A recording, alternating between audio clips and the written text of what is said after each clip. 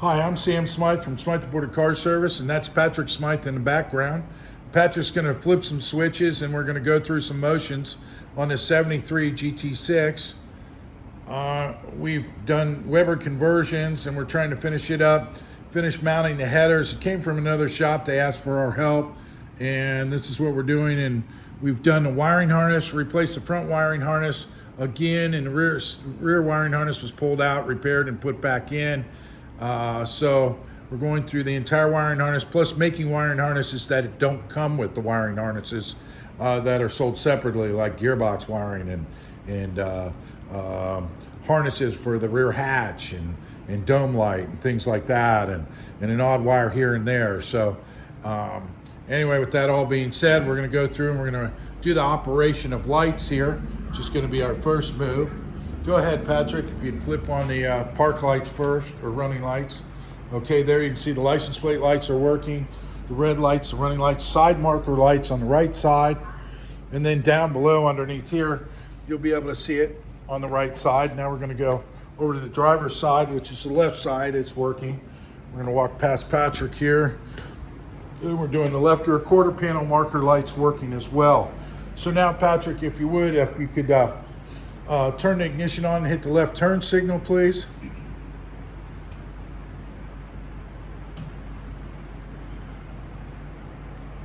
Okay, you can see the left turn signal's working in the rear, the left rear. If you switch it to the right, please. Okay, you can see the right turn signal. If you look where Patrick is inside the car, he's flipping the switch, and there's a light there that's hanging down. You can see that wiring's corrected under the dash now. So that'll be blinking in the tack once the tack's fitted back in. Okay, Patrick, please leave it on there a minute. We'll go to the front. You can see, there it is, that's working on the right front. Go to the left front, please, kick that on. And you can see that operation. If you mind putting the headlights on, please. Flip the switch all the way to the headlights, and then you can see the headlights. Both of them are underneath the car. Could you flip the high beam on, please? See it from low beam to high beam. Try it again. There you go. Now what I'm going to show you is where Patrick's sitting is that the dash lights light up. The little blue light by the left-hand side by the switch you can see is on. I'm going to zoom in a little bit. Actually, let me just come up front. Patrick, flip the switch for the high beam, and you can see the main beam light works, the ignition light works, and all the other dash lights work with the dash lights. Okay, so all those lights have been corrected on the dash. Ignition light works, charging light works, and the brake light works. Okay, you can kill those lights. Now, we're going to go to the reverse lights. That's the only other thing. And like I said, this is 73 GT6 Mark III, as you can see right here. We've done the wiring on the gas gauge, on the fuel gauge. Patrick, can you turn the key back on again, please? Okay, we have the key on. We come back here and grab these two wires, and let's jumper it for the fuel gauge, so we can show the fuel gauge works. Just jumper those two wires for me real quick.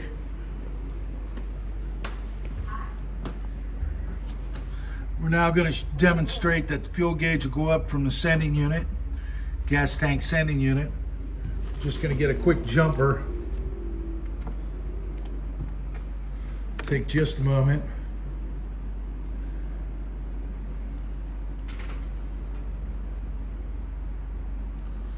This car is now equipped with the new fuel tank. It had a repaired one in it, and it went to it. Okay, now that it's jumpered, you can start seeing instantly the fuel gauge go up. Okay, Patrick, if you can unlock or go ahead and undo that, that'd be great. Okay, and then we're going to reconnect it to the fuel tank sending unit. Some of the parts we were given were incorrect. That fuel tank sending unit's just a flat one. For example, we also had to find parts for this car that weren't readily available. We found some correct gauges, cables, and a hub adapter. We had to fix the Had a terrible time getting the wheel off. The hub part there needed was on and wasn't done right, so we had to correct that and get it off. I got that done. Gas tags all done, and it's all hooked up with the little clips that are needed, little hand clips. A lot of them, they don't have that, but we put them on each one. It's a clip assortment. I'm gonna go ahead and try and get the car in reverse real quick, and we can check the reverse lights. There we go. Reverse is over to the left, push down and up. And there you have it. The right side tail light and the left side. So both the reverse lights are working, engaged in the reverse. So that's all done. We can't really show you, we don't have the hatch here. We're gonna finish up on the dome light wiring. Patrick's actually making that wiring, just as if we also custom made the wiring for the reverse lights in the transmission.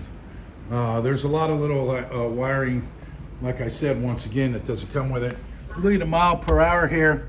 You can see that turn signal will blink. So that's all done. Ignition light, turn signal. So that bulb needs to be put in the green one. Or is that the oil one, the green one? Green's oil. Green's oil, okay. This was also taken care of in the front. This was converted over, this was blanked off, and we went back, and so we now have the warning light just for startup. That's all working and wired in correctly. And we now have the back of the oil pressure. This is supposed to have a electric. A lot of stuff's been converted. For example, the tachometer is mechanical and he wants it electric. And then there's some vice versa things going on here. So anyway, with that being said, also we rerouted a new fuel line up here. The alternator's been replaced as well.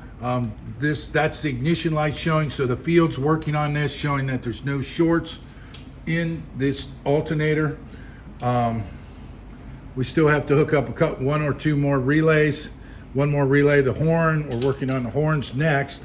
It had some low budget horns on it that we didn't think were going to sound right, so we took those off, got rid of the plastic, went with metal, and went back to the original. So we've already checked the wiring harness as far as toning it, so we've got to work in the steering column area to find out what's going on there.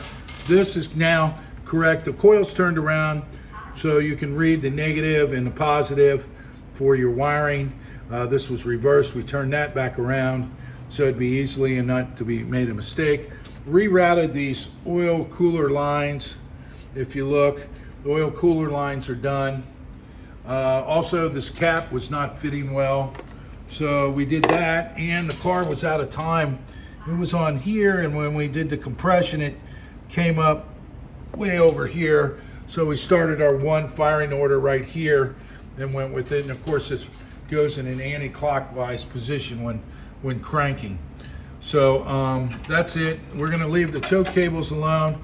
The other shop that brought it to us is gonna finish up a lot of the other stuff. I don't know if we'll need to see the car back. Just some quick notes. They need to finish the tie rods, bolting those up tight. This body bolt right here, you can see is loose. That needs done. There's some little things like little marks here and there, and things like, you know, this screw needs removed, and just little minor little things. We do have to go over the wipers right now. We're just trying to get it ready. The owner was promised he'd show it to some friends, so he wants us to finish up what we can as fast as we can, and hopefully it's enough so the other shop can take off from where we have left off.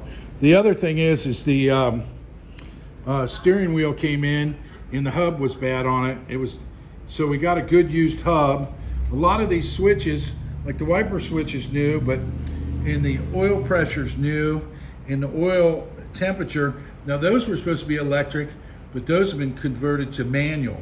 So that's what I mean about vice versa on some stuff. Where the tach was supposed to be manual, it's being converted to electric. So you get an anti-rev eliminator on there and make sure it doesn't rev over 7 grand.